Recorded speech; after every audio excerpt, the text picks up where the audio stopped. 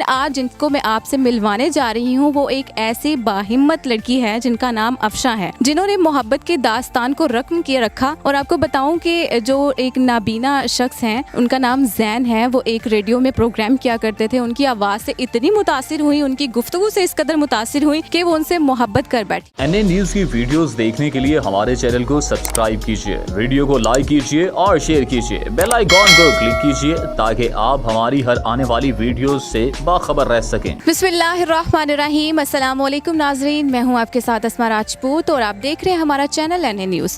नाज़रीन, आपने मर्द हजरात की मोहब्बत की दास्तानें और कहानियां तो बहुत ही सुन रखी होंगी, लेकिन आज जो मैं स्टोरी आपके साथ शेयर करने जा रही हूँ, जिनको मैं आपसे मिलवाने जा रही हूँ, वो एक ऐसी बाहिम्मत लड़की है जिनका नाम अफशा है, जिन्होंने मोहब्बत के दास्तान को रकम किए रखा। और आपको बताऊं कि जो एक नाबीना शख्स हैं उनका नाम जैन है, वो एक रेडियो में प्रोग्राम किया करते थे। उनकी आवाज़ से इतनी मुतासिर हुई, उनकी गुफ्तगू से इस कदर मुतासिर हुई कि वो उनसे मोहब्बत कर बैठी। और मोहब्बत के बाद शादी कैसे हुई, मोहब्बत का इजहार सबसे पहले किसने किया, यही बात उनसे जानते हैं। अस्सलाम वालेकुम। जी अस्सलाम वालेकुम, कैसे हैं आप? ठीक हैं? वालेकुम अस्सलाम, अल्हम्दुलिल्लाह मैं बिल्कुल ठीक ठाक। आप बताइए। मैं बिल्कुल ठीक ठाक, लाजवाब टिप टॉप मज़े में हूँ और आपका जो माशाल्लाह इंटरव्यू बहुत ज़बरदस्त जा रहा है। अच्छा, मैं ये कहना चाह रहा था कि आपने सवाल मुझसे ये किया कि आपकी मोहब्बत की दास्तां कैसे स्टार्ट हुई। तो मिर्ज़ा गालिब साहब एक अशार कहा करते हैं कि उल्टी ही चाल चलते हैं दीवान गाने इश्क, आँखों को बंद करते हैं दीदार के लिए। वो कैसे कि जब मैं रेडियोज़ पे शोज़ वगैरह किया करता था, इनके कॉल्स वगैरह आने, इनके मैसेज आने, उनको मैंने रीड करना, रीड आउट के बाद इसके मुख्तलिफ टॉपिक पे डिस्कस किया करनी मुझे बहुत अच्छी लगती थी, क्योंकि इसका मामूल था मेरे हर प्रोग्राम में पार्टिसिपेट करना, कॉल्स करना, मैसेज करना। तो मुझे बड़ी ना अप्रिशिएट किया करती थी ये तमाम आरजे से। तो फिर वक्तन फ़क्तन हमारे दिन गुजरते चले गए। एक दिन फिर उन्होंने मेरे एक प्रोड्यूसर से मेरा नंबर लिया, तो इन्होंने कहा कि मैंने ना जैन का नंबर लेना है। तो नंबर लेने के बाद इन्होंने मुझे कॉल किया, कहा मैं आपसे फ्रेंडशिप करना चाहती हूँ। तो मैंने बड़ा अजीब सा फील किया। मैंने बोला शायद ये आम लड़कियों की तरह मुझे ट्रीट कर रही हैं, कि उनकी कोशिश होती है कि चलो एक लड़का है, ये आरजे है, इनको थोड़ा सा अप्रिशिएट करते हैं, इनको प्रमोट करते हैं, तो ताकि ये आने वाले वक्त में मुझे थोड़ा सा ज़्यादा पजीराई मिले, मेरी जो रिस्पेक्ट है वो ज़्यादा शोज़ में हुआ करे। तो मैंने इनसे कहा कि बीवी जो देखे, जो आप मुझे समझ नहीं, मैं वो हूँ नहीं, बेसिकली मैं कुछ और हूँ। वैसे क्या हैं आप? कहने का मतलब ये था कि मैं वो ज़रा आम लड़कों की तरह हूँ नहीं ना इतना दिखने में खूबसूरत हूँ, ना मुझे नज़र आता था। तो कहा था कि नहीं जैन, आप ना मुझे जस्ट इग्नोर करने की कोशिश कर रहे हैं, आप ऐसे हो नहीं। तो मैंने कहा भी चलो ठीक है, आप मुझे देख लो, देखने के बाद आपको लगे कि ये लड़का वाकई मोहब्बत के काबिल है तो ठीक है, वगरना यू डोंट केयर या आई डोंट केयर। तो इन्होंने कहा भी ठीक है। जैन, तो ये मैसेजेस क्या किया करती थी आप?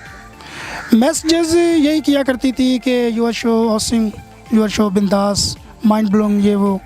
तो माशाल्लाह आप गाने बहुत अच्छे गाते हो, आपको बोलने का बोला जो बहुत बिंदास है, बहुत ज़बरदस्त है। तो मुझे आपका प्रोग्राम जो बहुत अच्छा लगता है, प्लीज़ मुझे वो सॉन्ग सुना दें, राहत फ़तेह अली खान साहब का वो सॉन्ग सुना दें। इस तरह के इनके मैसेजेस हुआ करते थे। और जो मुझे इनकी सबसे अच्छी बात लगती थी वो ये है कि हर टॉपिक को ना ये रीड करती थी, टॉपिक को कम्प्लीटली एक्सप्लेन करना, उस पर गुफ्तगू करना, ये इनका मामूल था और मुझे बहुत अच्छा लगता था। आपको इनकी सादगी बहुत पसंद है? सादगी आप बस यही कह लें, सादगी आप कह लें। वो कहते हैं ना कि तेरी सादगी में इतना असर है, तेरी सादगी में इतना असर है, ना जाने तेरा सिंगार कैसा होगा, तेरे गुस्से में इतना असर है, ना जाने तेरा प्यार कैसा होगा। क्या बात है, क्या बात है। तो मैं अफशा की तरफ आऊँगी। अफशा, आप बताइए कि आपने जो इजहार किया, आपने देखा कुछ नहीं, मैंने कुछ नहीं देखा, कुछ नहीं सोचा, बस शादी का इन्हें पैगाम दे दिया था कि जी मैंने शादी करनी है और आपको हर हाल में करनी पड़ेगी। तो जब इन्होंने आपको बताया कि मैं देख नहीं सकता या फुला ये मजबूरियाँ हैं मेरी, तो फिर आपका क्या रिएक्शन था? मेरी मोहब्बत पहले से ज़्यादा मजबूत हो गई थी, क्योंकि मैंने इसे देखा भी नहीं था और इन्होंने मुझे बता तो दिया था, लेकिन बाद में फिर मैंने जब देखा तो मुझे यकीन हो गया था कि ये वाकई ऐसे इंसान, अच्छे इंसान है। तो अल्लाह के बनाए हुए हैं, हम लोगों के तो है नहीं। ज़ाहिर है अल्लाह ताला को वो इंसान बहुत पसंद होते हैं जो अल्लाह के बनाए हुए से मोहब्बत करें, और मैंने अल्लाह ताला की रज़ा के लिए इनसे शादी की है। तो अफशा, इसमें तो बहुत सारे मसाइल का सामना करना पड़ा होगा आपको, क्योंकि फैमिलीज़ नहीं मानती। आप जिससे मोहब्बत करते हो वो एक नॉर्मल इंसान हो तो भी बहुत मुश्किल होता है उनको मनाना, लेकिन उन्होंने ये नहीं कहा कि नहीं हम नहीं मानेंगे या हम करेंगे नहीं, कि लड़का देख नहीं सकता। बहुत सारे मसाइल का सामना करना पड़ता होगा आपको। जी बिल्कुल, उन्होंने बहुत एतराज़ किया था, वो नहीं मान रहे थे, रजामंद नहीं हो रहे थे। तो फिर हमें मजबूरन कोर्ट मैरिज करना पड़ा, तो वरना फिर हमारी ऐसे शादी नहीं हो सकती थी। उन्होंने मानना नहीं था, हमारी शादी नहीं होनी थी और मैंने हर हाल में इनसे शादी करनी थी। ये कोर्ट मैरिज का मशवरा आपका था या इनका था? हम दोनों का ही था तकरीबन। ठीक हो गया, आप इनको लेके भागे। भागे तो यही थे, लेकिन मशवरा मेरा था। मैंने कहा कि मेरे घर वाले तो ऐसे देंगे नहीं, तो ज़ाहिर है फिर यही करना पड़ेगा। एक ब्लाइंड शख्स जो खुद से चल नहीं सकता वो भागेगा कैसे? अच्छा, तो आपका सीधा सीधा सा मतलब ये कि ये आपको भगा के लेके आए। जाहिर सी बात है, वो कहते हैं ना कि जब तक लड़की किसी भी बात के लिए एग्री ना हो, चाहे वो फ्रेंडशिप हो, चाहे वो मैरिज प्रपोजल हो, जो कुछ भी हो, बंदा जो मर्ज़ी कुछ भी करता रहे वो कुछ कर नहीं सकता। तो इनका बड़ा मानना है कि इन्होंने मुझ जैसे बंदे को एक्सेप्ट किया। एक्सेप्ट करने के बाद इन्होंने ना के एक्सेप्ट किया, बल्कि इन्होंने शादी का भी फ़ैसला कर लिया कि मैंने आपसे शादी करनी है, और मेरे लिए ये बड़ी ऑनर की बात है। बहुत अच्छी बात है। तो आपके घर वाले मान गए थे इस बात पे? चलो जी, मेरे घर वालों की चाहिए सी इतनी माशाल्लाह चंगी और इतनी खूबसूरत लड़कियों ने मिल रही थी। बल्कि एक दिन मैं आपको बताऊं, मैं ना मॉर्निंग टाइम नाश्ता कर रहा था, मेरी एक छोटी सी भतीजी है, तो मैंने वगैरह लगा अरीबा मैं आज आपकी ताई लेके आ रहा हूँ। तो मेरी सिस्टर कहती चल ताई लेके, तेरे नाल किन्ने आना है? मैं कहती आपके साथ किसने आना है? मैंने बोला ठीक है। तकरीबन मैं घर से निकला 8 बजे, तो 2 बजे के मैंने अपने घर वाले को कॉल की कि मैं ना वो अफशा को लेके आ रहा हूँ। कहते हैं, मैंने बोला हाँ सच्ची। जब उन्होंने देखा तो वो बड़े पर हैरान हो गए। कहते आपके साथ ये कैसे आ गई? इनसे पूछने लगे आपका रब्ता कैसे हुआ, ये वो, फिर उन्होंने सारा बताया। ठीक हो गया। जन आपको कुछ मसाइल का सामना करना पड़ा हो इनकी फैमिली की तरफ से, क्योंकि इनकी फैमिली तो नहीं मान रही? क्योंकि इनकी फैमिलीज़ की तरफ से ज़ाहिर सी बात है मुझे काफ़ी टॉर्चर्स किया गया। हमारे आपको पता होगा शायद इस बात का कि गांव में ना एक जो बड़े मतलब MMP होते हैं ना, इनको फिर सिफारिशें करते हैं कि फ़लाँ बंदे की लड़की फ़लाँ लड़के के साथ भाग गई है, तो काइंडली वो हमें हर सूरत वापस चाहिए। तो इस तरह की प्रॉब्लम फेस करनी पड़ी। FIR भी हुई मुझ पर। अंकल वगैरह भी आए, अंकल मुझे लेके गए वहाँ पर, उन्होंने बिठाया मुझे, बिरयानी वगैरह उन्होंने मुझे खिलाई माशाल्लाह से, जैसे वो खिलाते हैं। तो बस इस तरह की प्रॉब्लम्स का मुझे भी सामना करना पड़ा। हाँ जी। अंकल वो उनकी बात करें, वो जो काली वर्दी वाले? काली वर्दी वाले होते हैं माशाल्लाह, बड़े बड़े, वो उनकी बात कर रहा हूँ। ठीक हो गया, उन्होंने बड़ी खातिर तवाज़ा किया। एक खातर तवाज़ु, मैं कहता हूँ कि बड़ी अच्छी खातर तवाज़ु उन लोगों ने मेरी की थी। हाँ जी। तो जैन, इन्होंने कभी आपसे फरमाइश की हो कि मुझे कोई गाना सुनाइए, कुछ सुनाया आपने? अब मैं चाहूँगी कि आप हमारे नाज़रीन के सामने अपनी बीवी के लिए डेडिकेट करें कोई गाना। गाने तो मैंने इनके लिए बहुत गाए हैं, लेकिन एक सॉन्ग मैं आपको सुनाई देता हूँ। तुम मिले दिल खिले और जीने को क्या चाहिए, ना हो तो उदास तेरे पास पास मैं रहूँगा ज़िंदगी भर, ना हो तो उदास तेरे पास पास मैं रहूँगा ज़िंदगी भर। ओ सारे संसार का प्यार मैंने तुझ में पाया, तुम मिले दिल खिले और जीने को क्या चाहिए, चंदा तुम्हें हो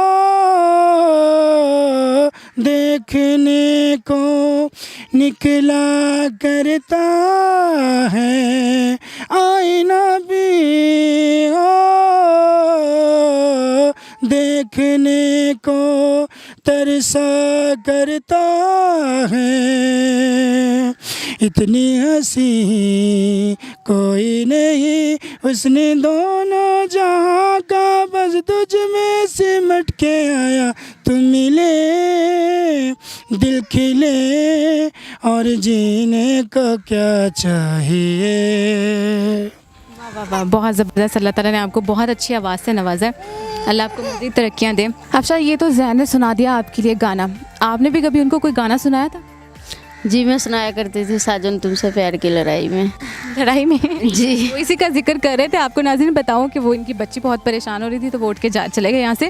वो बता रहे थे कि जब ये मैं इनसे गाना सुना करता था तो मुझे सबसे ज़्यादा इनकी लड़ाई जो है ना वो बड़ी पसंद आती थी। मैं चाहूँगी कि आप हमारे नाज़रीन के सामने वो गाना सुनाइए, थोड़ा सा गुनगुना लीजिए। साजन तुमसे प्यार की लड़ाई में, साजन तुमसे प्यार की लड़ाई में, टूट गई चूड़ियाँ कलाई में, कलाई में टूट गई चूड़ियाँ कलाई में। वाह वाह वाह वाह, बहुत अच्छे। जैन, जैसे कि आप बता रहे थे कि आप दोनों मियाँ बीवी जो हैं वो डायबिटीज़ का शिकार हैं, उसके जो है वो आप मरीज़ हैं, तो कैसे गुजर बसर होता है आपका? आप ये भी बता रहे थे कि आप जॉब नहीं करते हैं, सिर्फ बीवी जो है वो कमाने के लिए बाहर निकलती हैं, लोगों के घरों में काम करती हैं। तो कुछ हमारे चैनल के तवज्जुह से हमारे व्यूवर्स को, लोगों को कोई पैगाम देना चाहें आप? मैं तमाम तर लोगों से जो हमें देख रहे हैं यूट्यूब पे उनको यही कहना चाहूँगा कि जहाँ तक मुश्किलात की बात है, मुझे से पता है आप कल आज एक घर में तकरीबन 4 लोग भी करने वाले हों तो उनके साथ भी बहुत सारी प्रॉब्लम क्रिएट हो जाती हैं। तो फिर मैं तो ब्लाइंड हूँ, मैं घर में होता हूँ, बच्चे को देखता हूँ, ये लोगों के घरों में जाके काम वगैरह करती है। और सबसे मोस्ट इंपॉर्टेंट जो हमारी प्रॉब्लम्स है वो ये है कि हम दोनों को इंसुलिन लगती है। इंसुलिन हमारी तकरीबन 5 से 6 जो ये टीके होते हैं वो लग जाते हैं हमें वेल के इंसुलिन के, तो वो परचेज़ करना हमारे लिए पॉसिबल नहीं होता। हमारा बेसिकली ये इंटरव्यूज़ देने का, सोशल मीडिया पे आने का मकसद भी यही है कि ये जो लोग हमें देख रहे हैं तो काइंडली वो हमारी मदद करें, पैसों की सूरत में, इंसुलिन की सूरत में, राशन की सूरत में, जैसे भी करना चाहते हैं वो काइंडली वो हमारी मदद करें। जो भी किसी ने देना है अल्लाह के वास्ते देना है। और मैं मुस्तहिक भी हूँ, ज़कात, फितराना, सदका, तमाम तर चीज़ें मुझे लगती हैं। मैं ब्लाइंड हूँ, नाबीना शख्स हूँ। तो तमाम तो लोगों से यही कहना चाहूँगा कि प्लीज़, वो कहते हैं ना कि जो रखते हैं औरों के लिए मोहब्बत का जज्बा, वो लोग कभी टूट कर बिखरा नहीं करते। ये मोहब्बत प्यार एक दूसरे के साथ जो हम समेटे रखते हैं, एक दूसरे को जो देते हैं, हो सकता है यही आखिरत में हमारे काम आ जाए। तो मैं तमाम तो लोगों से ये रिक्वेस्ट करना चाहूँगा कि प्लीज़ जिस तरह से आप हमारी मदद करना चाहते हैं आप हमारी मदद करें। बहुत शुक्रिया आपका ज़हन। मैं भी आपसे ये कहूँगी कि आप जितना लोगों के लिए आसानियाँ पैदा कर सकते हैं आसानियाँ पैदा करें। आप लोगों के लिए आसानियाँ पैदा करेंगे तो ऊपर वाला आपके लिए आसानियाँ पैदा करेगा। मुझे इजाज़त दीजिए, खुदा निगहबान।